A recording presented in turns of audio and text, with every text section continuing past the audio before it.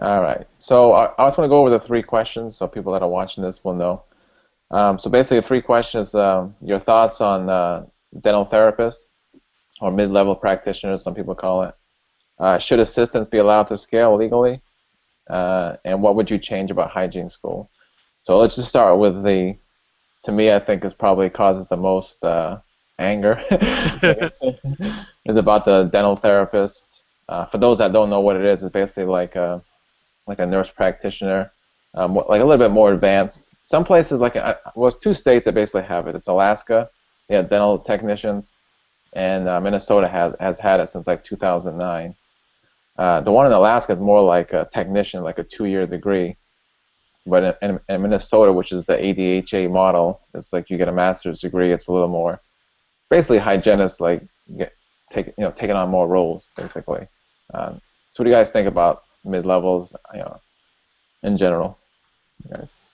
I've thought about them a lot. Personally, I don't think they're really going to solve anything. I Yeah. think the system is kind of screwed from the ground up as far as insurance reimbursement, the way people respect dental treatment, the private practice model.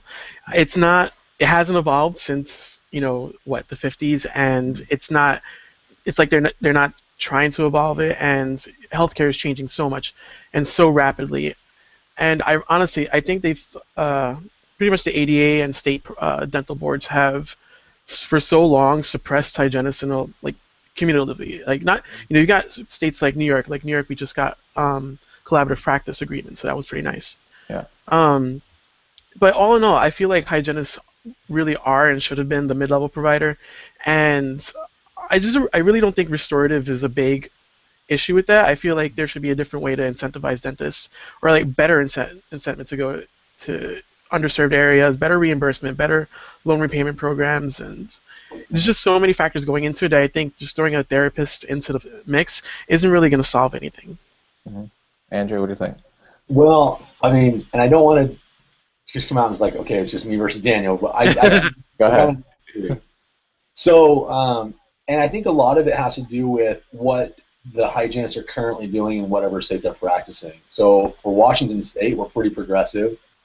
And then I have a license in Oregon as well, and it's progressive in a different way. So, for example, I can prescribe chlorhexidine, I can prescribe fluoride toothpaste, things like that. So very, very limited prescriptive authority, but I still have that freedom and ability. Of course, all of it's under the care of the doctor and under the direction of the doctor. But when I first got out of school, I worked in a pretty low-income clinic, mostly pediatrics.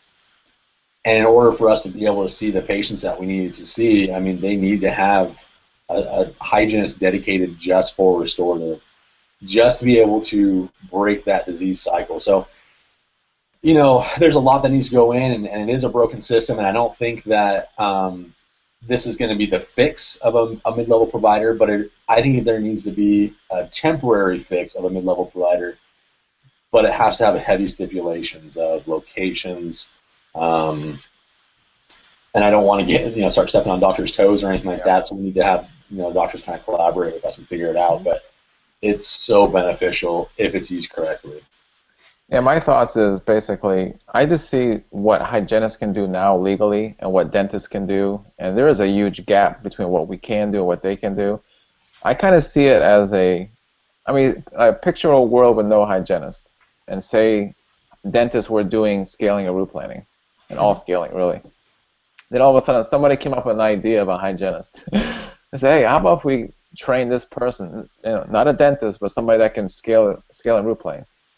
I'm sure the same reaction would happen right now to be like, no, only dentists can do that, Yeah. So I'm not saying hygienists should, or these mid-level practitioners should take over a lot, But and as far as the access to care problem, yeah, I agree with Daniel. I don't think it's going to do too much. I think it's going to help a little. I mean, it could maybe reduce costs a little because of labor costs, but I don't see a big dent in the situation. Yeah, I don't think they're harmful at all whatsoever, and I'm sure they can do great work. It's just it's a patch on a leaky boat. It's I feel like there's so much more to take care of right now before throwing them into the mix, and it's just really stirring the pot between dentists and hygienists, and Mm-hmm. I just feel like we could be doing so much more. Mm-hmm. So what would that look like then, I guess, as far as, then you talked about the reimbursements. If they fix the reimbursements, then would that help the access to care problem? I mean, I'm just trying to get a bigger picture of what would fix the problem. I don't know, I feel like that's really beyond me. The way my clinic works is I work in an FQHC, so we get paid per encounter, and that kind of creates a system where we try to get as many appointments out of a patient as possible so that we can have enough revenue to keep the clinic going, which doesn't work because we always operate at a loss anyway. We're subsidized by the mental health and the other branches of the clinic. But, if we were a standalone dental clinic, we wouldn't be able to do that whatsoever. Like, I know Medicaid-based dental practices here in the city that are not attached to an FQHC or not attached to other things to really subsidize their costs and whatnot. And I gotta say, their practices are pretty shady. They do like way more procedures in way less time than there should be. It's really, they operate under the standards of care, and that's kind of what they have to do to just keep the place going. It's not like the dentists there are making bank. They're not, but it's just the way the system has been set up, and kind of facilitates that. I think part of the issue too, is reimbursement rates. In my state, the Medicaid is Mass Health for Massachusetts. For the kids, we get good. It's good fee. It's for a pro fee, for example, like we get about, I think, $75 or something like that. For an adult, we get $49. Yeah, So I mean that's definitely part of it. As you guys know, I mean I deal with Medicaid patients myself.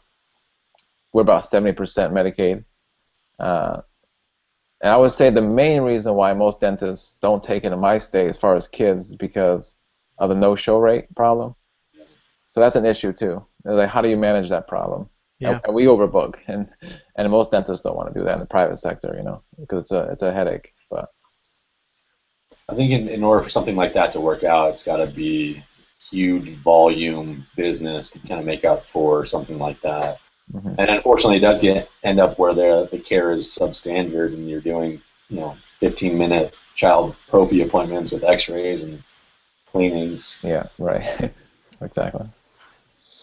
There was an experiment done here in my state in the 1970s. It's the Forsyth experiment or something like that.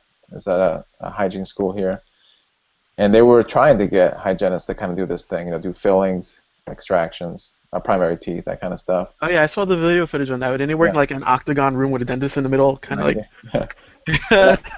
Yeah, and I guess they were measuring, they were checking the work of the patients, and they were asking, like, do you think a dentist did this or a hygienist did that?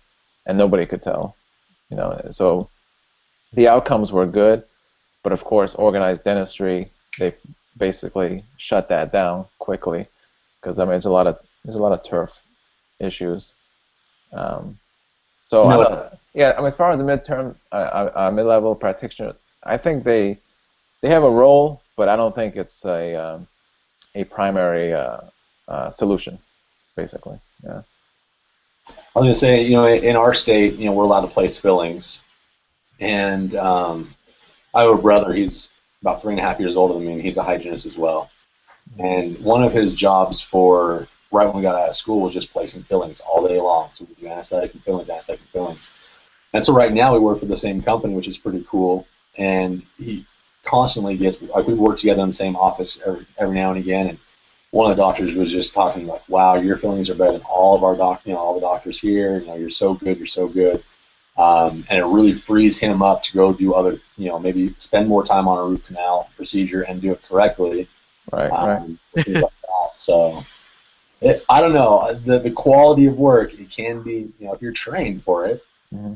it can be just as good as a doctor's. Yeah, I don't deny it at all. My a close friend of mine who used to work with me in my current clinic moved to Seattle just about 1.5 years ago, and she's doing wonderfully. She works in she opened up her own office, and she has 2 expanded functions assistants who finish a lot of fillings for her, and she said the work is, as or even better than she could do sometimes, and it allows her to just really get that flow going, and she's making bank. Like, Right. she's asked me many times to move out there, and work for her, but with licensing and whatnot, I just don't want to go through schooling again and Yeah. all that. I know you spoke about that recently, Andy.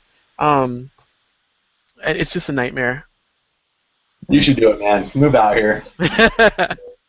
It's and here's the thing. It's so tempting. Let's break it down even more. So that doctor that moved out here, she can actually spend more time with the patients doing the education part. I know the hygienist and the assistant should be able to do that, but building that rapport with the patients, building the connection where they're actually going to start listening to the doctor maybe and doing the home care that they're supposed to, it just frees it up to give that much better advice to them. Mm-hmm. I'm a proponent of it, as you can tell. Yeah. I mean, so am I. I mean, I support the idea, but if I had to pick like one thing, I would probably pick having hygienists to be more free in general, just out in the public. Yeah. I mean, if I had to pick one, I mean, I'll take both, but that to me, I think hygienists are too restricted in general. I mean, there are some states, my state, we just passed like the public health hygienist thing, so you can go out, but it's that's restricted too. They don't allow you to bill commercial insurance. You can only bill Medicaid or cash. So there's always restrictions to those things. Any kind of public health thing is always restricted. You can't see your average commercial patients, but so to me, I think hygienists should be way more free than they are. And as far as back to the dental therapists, I understand the emotion behind it. I know dentists right now, because the economy, they're struggling and they don't want competition, and I get that. But to me, there's some dentists do want it. They would love to see therapists kind of like hygienists, like I was saying. Some do. Just basically like, hey, look, I'll do the crowns, I'll do the big stuff. You guys, do the occlusal fillings or whatever, So I mean, there are plenty of dentists that are for it, but I think over time, if it does pass, because it seems like it's going that way, there are a handful of states that are already pushing it along.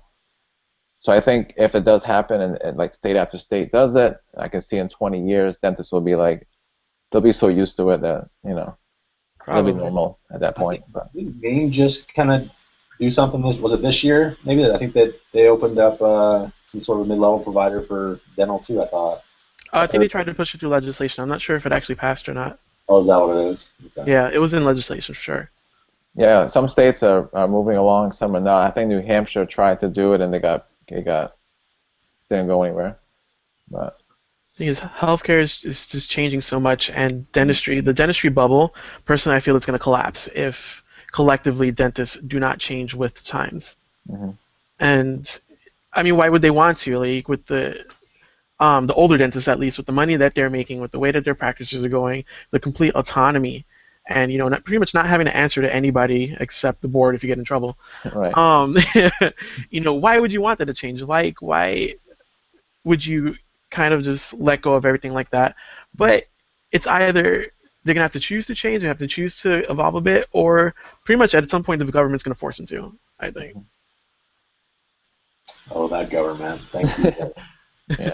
And I work in a government facility, and the way we work, I can't see why people would choose the current private practice model over what we have with the quality that we have.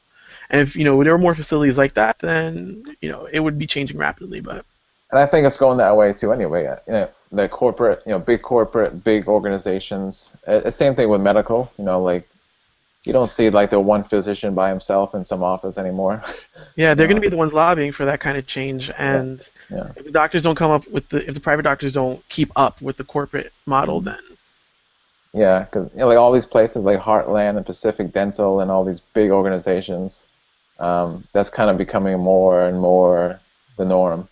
And I mean, there'll always be a place for the special, high-end, small practice, personal touch type stuff, But I think it's going to be a small percentage. So probably like in 20, 30 years, it'll be like maybe 5-10% of dentistry will be like that. Yeah, there was a topic on the forums recently with, what was it, the free exam and x-rays offer at one of the corporate branches, and people's perceptions of that are like people are going to think that's the standard. They're going to go to a private office and expect that you charge for an exam, you charge for X-rays. What the hell is wrong with you? Yeah. And as that gets out there, it's just people are just going to get used to it, and eventually they're going to have to give on something. Mm-hmm. Yeah. But I think a lot of that goes down to the insurance, though. I mean, if you have insurance, you're not really going to be paying for your exam and X-rays. It's not my profit, so. We get $15 for an FMS. So if you guys had a choice, if it was legal, would you guys pursue a mid-level practitioner position? Depends on the cost for me, the time needed.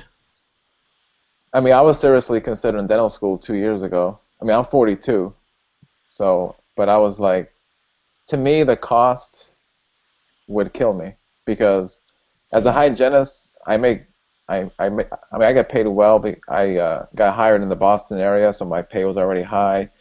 I work for a corporation, and they have like a pretty standard protocol for pay raises, and it was almost like automatic, really. So I get paid well as a hygienist. Plus, I have my business, and I make money doing that.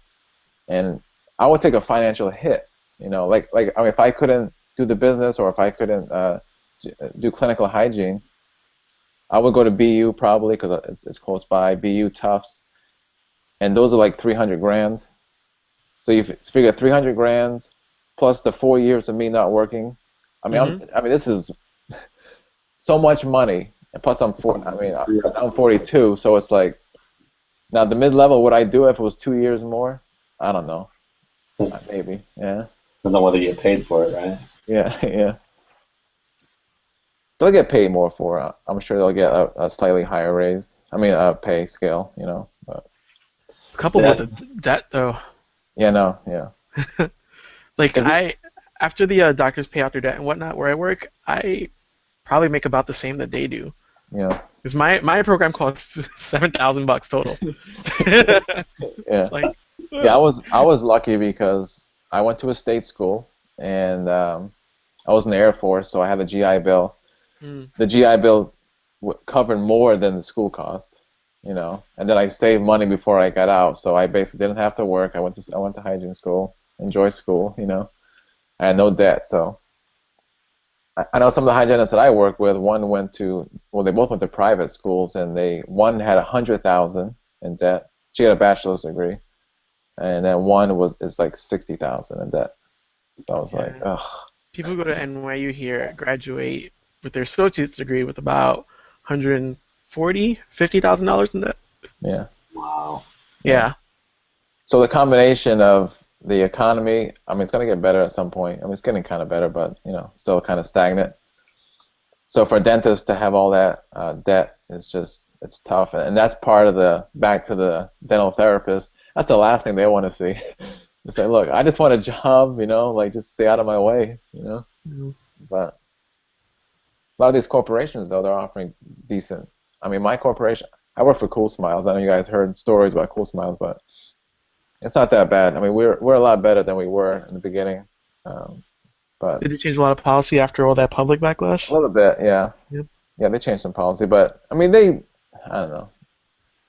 People hear stories. It's not as bad as that, But like I work for a general dentist, one doctor, small practice out of hygiene school, and I temp for 6 months. I think every practice has its bad pros and cons, Yeah, it was pretty sensationalized. Yeah, yeah. Like I know girls who work from my class who work in private practices where they don't sterilize their instruments. No, I would say Cool Smiles is probably the best compliance because of the spotlight they have. I mean, they're like hygiene school. They're like strict with that stuff, big time. But and I'm really sorry, I've actually never heard of Cool Smiles. We're in like 17 states. It's the biggest Medicaid provider. Okay. Yeah, they're pretty big, but they're one of the big corporations out there. They got Aspen and the Pacific Dental and Heartland. They don't use their name. They just basically provide the practice management for a lot of these small practices. They buy them up, or they, I don't think they actually buy them, but they just provide all the HR, all that kind of stuff so that people that own the practice can just basically focus on the clinical stuff, and they pay for that. That's pretty much what happened with my friend who moved to Seattle. It was a very small company that a lot of her friends had gotten into, and they paid for the office, they paid for staffing and everything, and got her started. And I think they took a certain percentage of it, but without the having to make that investment, she walked away with a lot. Yeah. And and dentists, like I said, like with these big loans, they want to pay off those loans, man. Yeah. And I know Cool Smiles offers them a pretty good base salary. I don't want to say what it is. I know what it is, but they get a base salary, then they get production too. So, it's not a bad deal. Mm-hmm. And people like to complain about that with corporate practices, about forcing production and whatnot. And like, how about what you do in private practice? You're gonna turn that tiny little occlusal into a full-on crown RCT. Exactly. Like, just because one got blown up in the public eye doesn't mean that it's not happening in other offices. Yeah. I work for a corporation, and it's a little bit different as far as the doctors. They get salary, and then it's not really they don't get paid on production, which is really nice. Mm-hmm. But they get paid. I know there's certain bonus systems and stuff in place based more along, patient satisfaction, how many patients, patient retention counts, and stuff like that, which I think is kind of geared more towards more of an ethical type of dentistry in general, which is cool because if I'm sitting there talking to one of my patients, I'll be like, hey, he's not going to try and sell you a crown unless you really need it because he gets nothing out of it. So I like it. I like that model quite a bit. Yeah. Yeah, I get a lot of patients who will ask me after the doctor formulated this treatment plan, do I really need this? Like, this sounds crazy. First thing I tell them is, one thing you have to realize is that we're a nonprofit, so we're only going to recommend what you actually need. It's your decision to actually take up this treatment. And we welcome you to get a second opinion, but know what you're here for, know what we are, and know what you're getting into. Yeah. And it's sad that people have to question that treatment, but when you have dental offices, advertising on billboards on the street like they were, car dealerships, of course people are going to question if they actually need something. And the honest truth, I mean, there are dentists out there and hygienists too, and dentists that are just over-treating for the money. Let's be honest. That happens in every industry. So it happened to people, and plus, like I work with quite a few dentists over the years, and sometimes when the same patient sees a different dentist and they question something, I give the speech, which is true. Like, dentists have different philosophies, I say, there's no right or wrong answer. Some people are more conservative with treatment, some are not. So there's no, if somebody says that it's an occlusal and somebody says it's not really. In some cases it's wrong, but there's a range. There's a range of somebody saying, okay, you have a decay on whatever, on tooth number 3. Because I think a lot of patients think a cavity is like some obvious black dot on the tooth. It's not that obvious. To diagnose. It's a little more complex than that. But they just think cavity. In their head. That's all they know, like the word cavity. And that'd be hard when you're trying to kind of calibrate all these mid-level practitioners, or whatever, to try and figure out, is it all the way through the enamel, and then you drill? Is it partially through the enamel, then you drill? Exactly. These things. That'd be tough, I think. Yeah. So let me ask the second question, guys, because I wanted to ask this one because it's kind of related to the dental therapist. Because we kind of get the same reaction from hygienists, like, oh no, buddy, you're not going to scale. Hell no. So we're like kind of protecting our turf too, I guess, in the same way dentists. So what do you guys think of? Actually, I did check this. I didn't realize it, but Kansas is the only state that as far as I know, that allows assistants, with training, of course, to scale. They say coronally. Now, I saw some news stories like during the time when they passed this that they were saying above the gum line, but only. But coronal could be crown, so it could be below the gum. You know what I'm saying? So it's not clear exactly. Does that mean they can just scale on the crown and still go sub, or does that mean above the gum line? But either way, the fulcrum is on the crown. Technically, they're still on the crown, so they can go as far as they want. Let me see. Yeah, so that's kind of like one of those confusing terms that people can, like, is that below the gum line too? I don't know. But anyways, so Kansas is the one that allows it.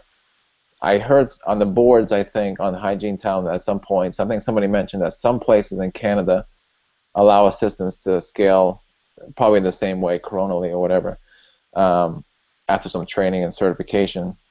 What do you guys think of that whole thing, having assistants do any kind of scaling at all? I'll bite. Assistants are already doing it. Like there are plenty of practices out there that are letting their assistants scale Absolutely. illegally, and it's happening anyway. Honestly, I'm not comfortable if they were doing it with standard scalers, but I wouldn't be too opposed if they were properly trained to use ultrasonic scalers and limit it to, I don't know, if it wasn't maybe kids or something. Yeah. Yeah. Like little kids or something like that. Yeah, some sort of limitations on it to where you're not really doing that much harm. You're not using an instrument that is really all that destructive when you get down to it. Then I don't see a huge problem with it. I don't think it's really going to step on our toes, but once you're dealing with periodontal disease, they shouldn't be touching it. Oh no, absolutely. Yeah, I don't think anybody even brought that up, like having them do scaling root planing. Absolutely not. But like, it's like, where are they going to draw the line? Yeah, Andrew. I guess I'm kind of along the same lines as that as well. So I think which is kind of interesting. I had written down my little notes where I thought it was going to be depends on where you're from, because already right now some of the assistants in our state can do those fillings. They can place fillings and finish them and all that. I'm not opposed to it as long as it's more of the limitations would be to up until a debridement, rather than getting to the perio stuff. And the perio stuff is just a little bit more technical, and if they wanted to do that stuff, just go to a couple more years of school and be a hygienist. Right. Yeah. But I can see them do. I mean, I don't know how long the training would be just for that very specific kind of scaling. But I mean, maybe it's a month, 3 months, I don't know, whatever it is. But yeah. I mean, I can see that. Yeah.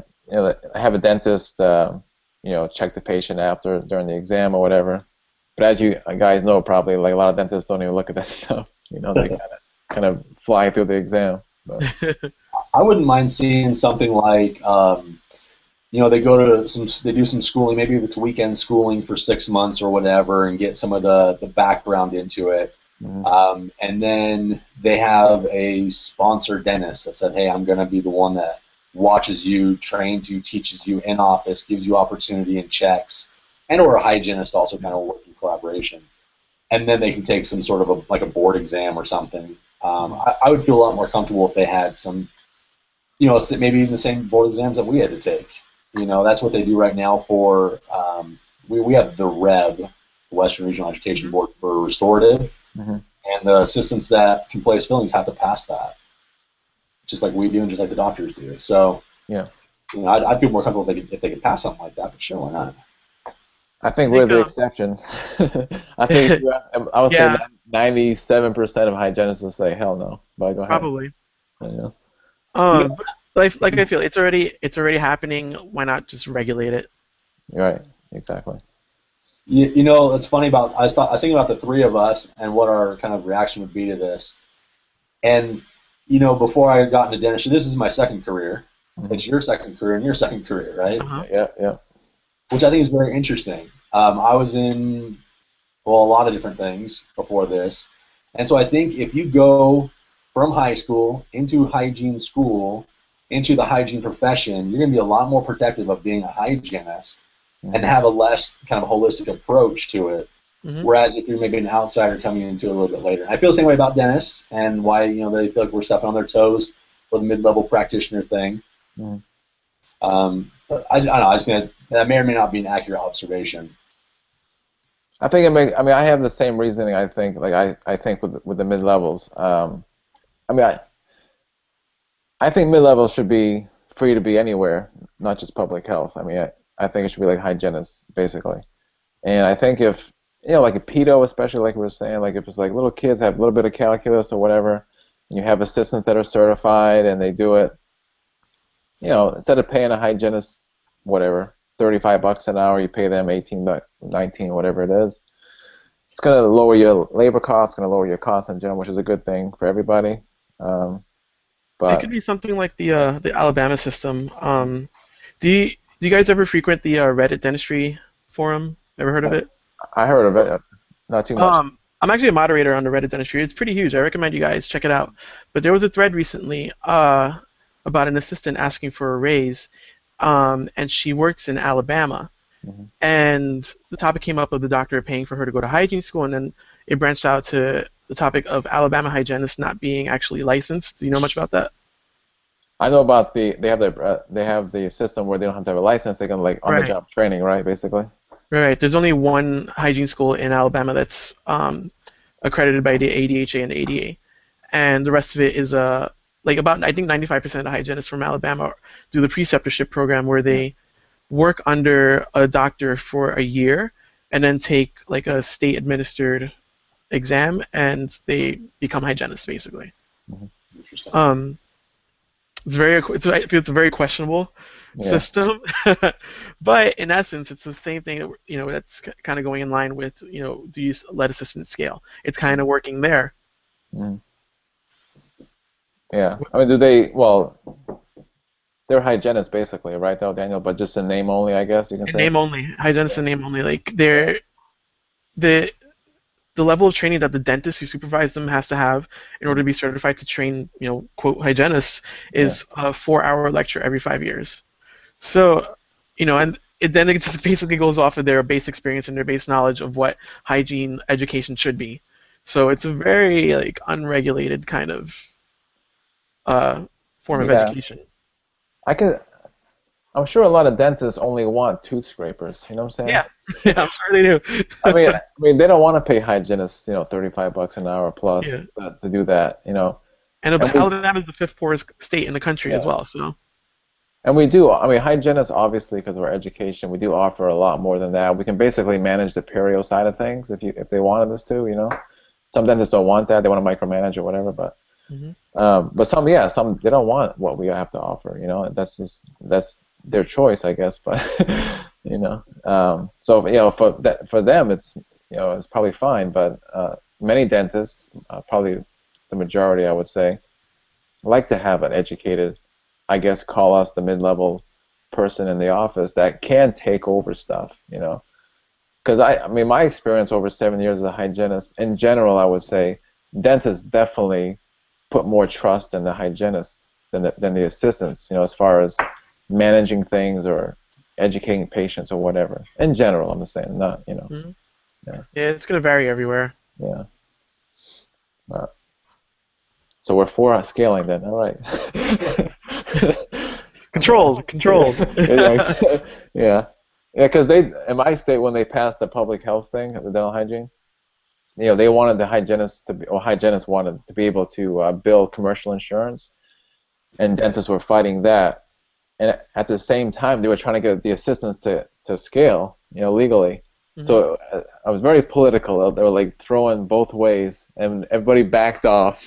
They said, okay, no scaling for the assistants and no billing commercial insurance, and that's how politics works. What regulations do you guys have in your state right now is for the assistants? Like to become a dental assistant, what are the regulations? In my state, if you go to an accredited program, you become basically what they call it's not a certified dental assistant, because now you have to pass some exams and stuff. Yeah. But you're almost basically allowed to do the same thing.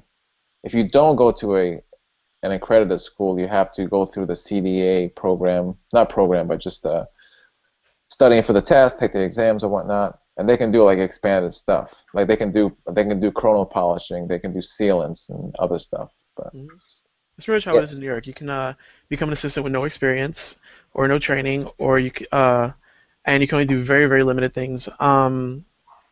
What those things are, it varies per office, of course. You can become a CDA, and then you are allowed to. Actually, no, I don't really know there's that much of a difference between a CDA and one without training. But you can get Dan B certified, and if you get Dan B certified, then those assistants can do coronal polishing and sealant placement, and removing matrix bands and whatnot. Yeah, I'll have to revisit exactly the rules, but I remember when I first got out of school, we would just take. I remember there was one girl. She was, I think she was a bartender or something like that, and the boss really liked her, and she had a great personality. They brought her off the street, and right away they could place sealants, they do corona polish, X-rays, everything. They have, I want to say it's like 90 days or whatever, and then they just have to register with the state saying, hey, I want to be an assistant. Pretty relaxed. And then you go down to Oregon, and you, in order to be able to take an X-ray, you have to go through all these different hoops and stuff like that. It's a lot. It's more segmented, and I think it's the same way for hygienists. And once you graduate from school, you pass your boards. It's an all-inclusive license, so every hygienist in Washington State can give a shot and put a filling in if they choose to. Whereas down in Oregon, you pass all your boards, you still have to register separately for all these different types of things. It's just kind of interesting that, I don't know, you guys are a little more regulated, it seems like, than we are over here in the Wild West. Yeah. I like the, like in your state, Andrew. Are you in Washington State, right? You said, right? Yeah. They seem like more liberal and more open about that kind of stuff, like what hygienists can do and all that. Yeah, that's pretty good out here. Yeah. But as far as the assistants doing all that stuff, I mean, they can probably do more than they do now. I mean, as long as they had, I can almost see dental assistants maybe having a more formal training like hygienists, like a 2-year program or longer, and to do even more stuff. That might be even better than having the mid-level person, maybe. I don't know. Yeah, I feel like if we just shifted both, maybe give the assistants a little more freedom, give us more freedom, or complete freedom actually, to go out and work in pretty much anywhere we want. Get the prevention education out there. We'd see a lot of change, a lot of positive change. Plus, I see a benefit too for dentists if hygienists would just let go, basically, and we could build a business just going out to the community and do screenings and do what we can do, basically. I mean, scaling or root planning or whatever. Sealants, fluoride, and so on. We would obviously refer these patients back to somebody to do the restorative stuff. So I think it's a win-win. I mean, if you let the hygienist go and do other things, they're going to direct the patients back to somebody. So if they would train me and pay me, I'll move out into the middle of nowhere and do all the work that they want me to do. So would I. I just need good internet. That's all I ask. Exactly. Very good. All right, so it's been like 40 minutes, so I'm going to just jump to the third question. This is my favorite because I have pet peeves about hygiene school. What would you guys change about hygiene school? A lot. Yeah, go ahead. First of all, there's just a lot of archaic things that they're still teaching students. Like, why are they still on selective polishing? And I have a really interesting story about this. Yeah, that's not nonsense. Yeah. So my best friend is HIV positive. He was my roommate back in San Francisco. He has since moved to upstate New York, and he went to get a cleaning at a local dental hygiene school up there. And when it came, everything was going fine. He's totally healthy. He's totally, viral load is under control. Everything's really good. And the student he was working with was great. When it came time for the polishing segment of his cleaning, the student went to her instructor and just asked her for permission. Actually, no, her instructor was a dentist, and the dentist told her that she cannot polish him because the polishing would create an aerosol Yes. and would be a disease vector because he's HIV positive in front of him, no less. Wow. And yeah, so I also learned in school, selective polishing. My school was definitely a little more updated, way more updated on the HIV, education. But yeah, there's so many things that are frivolous or just unnecessary that are being taught in hygiene school, and there's a lot more that we should be learning. Andrew?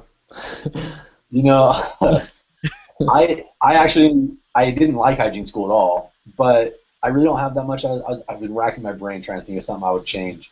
I think the only thing I really want to change is, we learned about selective polishing and stuff, but there's a lot of things like that we learn. Our school is pretty progressive. We learned a lot of advanced things, which was really cool. The only thing I really hated was the end of the quarter feelings essay about how I felt that I grew up and changed. Reflections, right? Oh, I hate that. So all the touchy-feely stuff I didn't really appreciate. Yeah. Other than that, I had a good experience in school. I did too. I do. Works, so. Yeah. I did feel it was a bit unnecessarily stressful towards. I didn't have much of a problem, but a lot of other students had problems with finding patients and whatnot, and being told they were going to fail. Some who did fail because they just couldn't find patients. The cards didn't roll, weren't drawn in their favor. Mm. So maybe that needs to change a bit because nobody should be failing out of school because they just had bad luck. Mm-hmm. Here's what I didn't like about school. Like, to me, it was, and it's the same in dental school because I hear the same thing, is they basically create an atmosphere where people are very scared. They want to test you, as opposed to just learn. I mean, we're here to learn. That's all we care about, learning, not, like, we had competencies to do, like, all the time. Like, okay, you got to do this, you got to do this, you got to have a sealant patient, you got to have this, whatever. Right. And sometimes you're, like, struggling, to find a sealant patient. And you feel like, okay, it's my first or second time doing sealants. Like, I don't know what I'm doing. You know what I'm saying? Yeah. So I'm gonna fail. Like there's no hammock to support you. Like, okay, I'm gonna fail here. Don't make this a bad thing. You know what I'm saying? It was very tense for no reason. Like, for no reason at all. And I didn't like that part.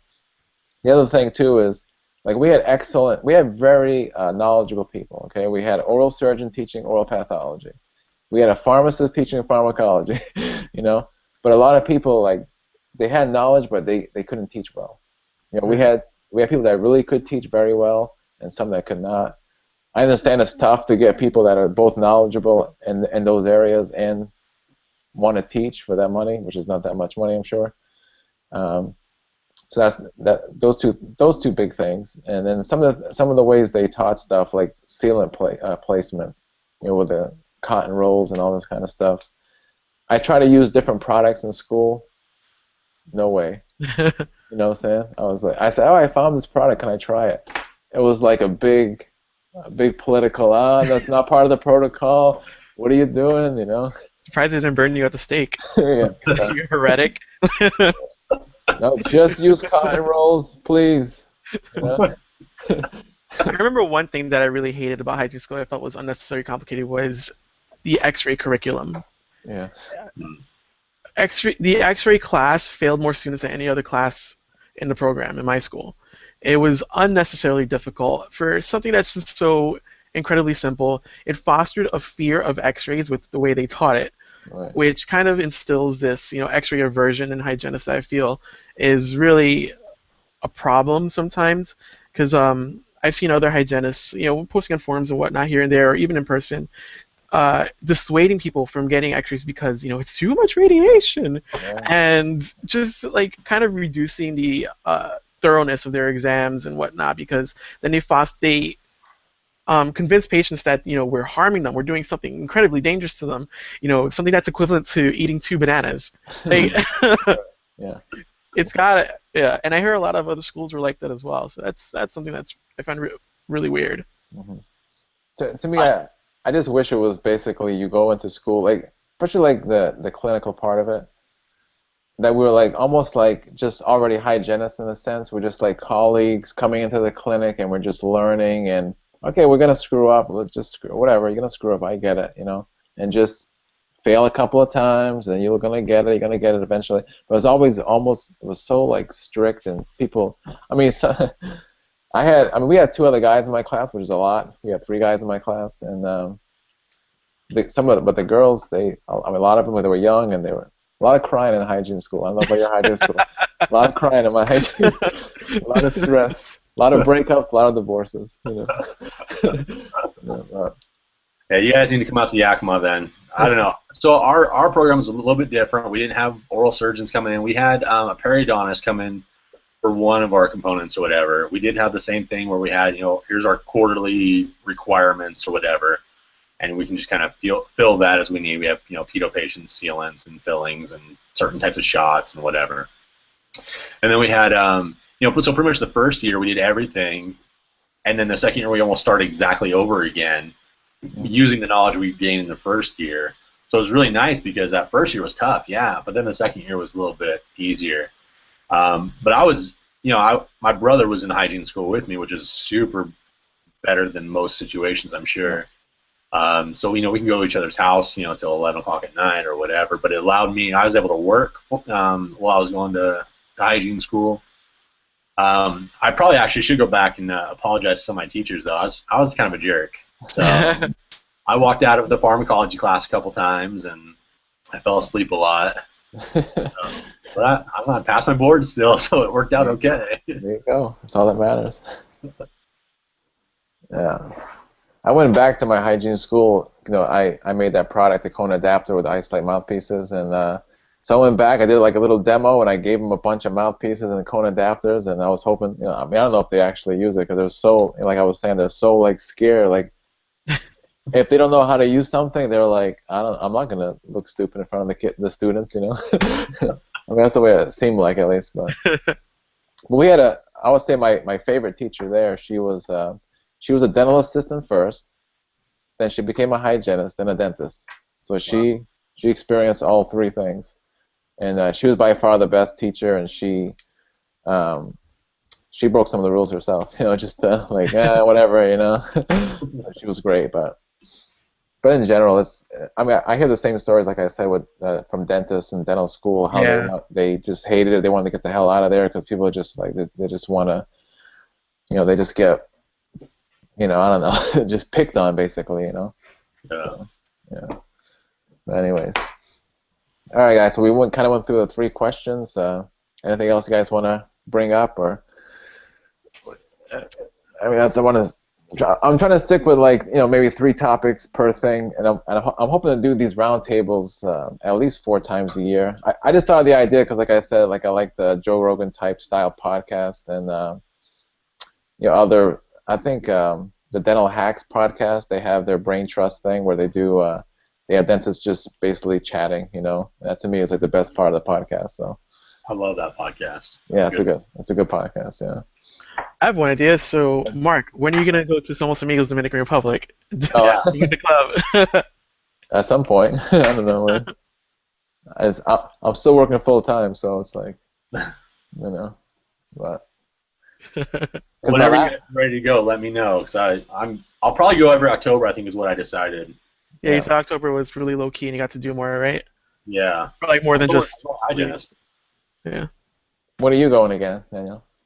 Honestly, my next big thing, I really want to go to one of the unusual dental tourism places, like no, not dental tourism, dental care traveling, like Tanzania, Nepal. There were a couple of options that just sounded really interesting, but I definitely will go back to Somos Amigos. And October actually sounds like a really good time. I just have to make solid plans. I don't really have any restrictions. I definitely want to go again. Like I said, my last one was in 2011. Yeah, that was in Honduras, and before that was in 2007. Went to Peru. It's fun. I mean, it's definitely awesome to do that because they appreciate it. That's for damn sure. Yeah. We have people lined up like every day, like I don't know, 200 people, and we had to cut it off at some point, and then they were upset, One place Friday. I'm gonna go to Guatemala. That'd be pretty sweet. Oh yeah. One place the last place we went to in Honduras was a pretty kind of dangerous place, I guess. Well, it's, semi-dangerous. So we had the security set up, and then later on, like the cops that were there, the security, they wanted the cleaning too. I can't. We like, do I do it because I don't want to piss them off, Yes, sir. You don't, they just toss you to the dogs. Get back on the bus. Get back on the bus. Yeah.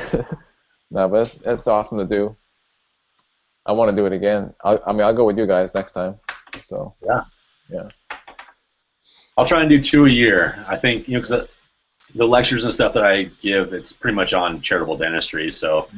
I don't want to say the same crap every single time I get up there, so I kind of need new material. So the more different type of opportunities I can go. I think Somos Amigos is probably one of my favorites, just because one, it's low cost, but the people are just wonderful people, and it's out in the middle of nowhere, so it's just serene, and it's just an awesome experience. So I'll try and do that one yearly. Commit to that one yearly.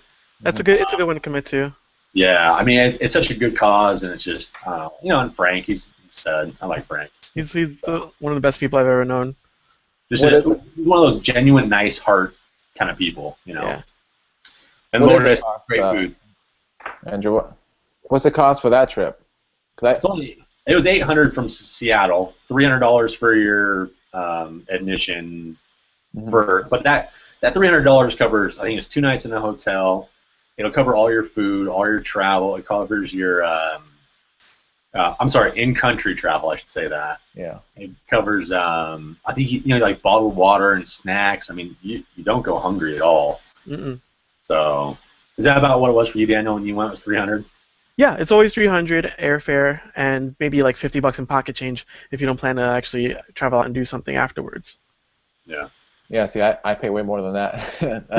For Honduras, like the whole thing was like maybe $2,300. Wow. Yeah, and Peru was something like that. But I was in Peru for 2 weeks because I went to half of it was a dental mission, half I went to Inca Trail. I hiked for 4 days. Oh, cool. In Cusco up to the Machu Picchu, that thing. That was awesome. Yeah, sleep in tents, no shower for 4 days, whatever. That was cool though. Yeah, I went to a dental office. They had me come over. It was over in Idaho, and they had me come over, and they were trying to figure out what kind of a mission trip or something the whole office could go on. And so I was pricing out a bunch of stuff. And it's pretty much what you were saying. About 22 per person is pretty average. So. Yeah. So 300 sounds great. And that hotel is nice, right?